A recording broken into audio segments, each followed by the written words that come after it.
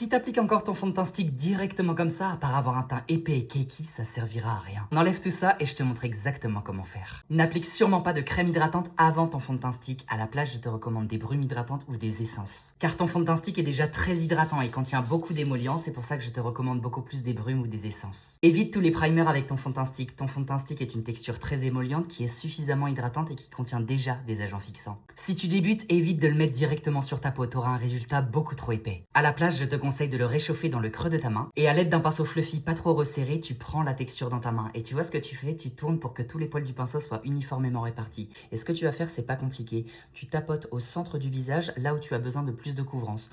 Donc au niveau des ailes du nez, très légèrement au niveau du menton et un tout petit peu au niveau du front. Les fonds de teint stick sont des textures qui s'étirent à l'infini. Regarde comment je peux étirer la couvrance. Évite de mettre trop de texture sur ton teint. Tu vois ce que je fais avec mon pinceau? Je frôle ma peau. J'évite de trop tirer, sinon tu vas avoir une trace. Si tu as besoin de plus de couvrance, tu reprends ton fond de teint avec le pinceau et tu retournes.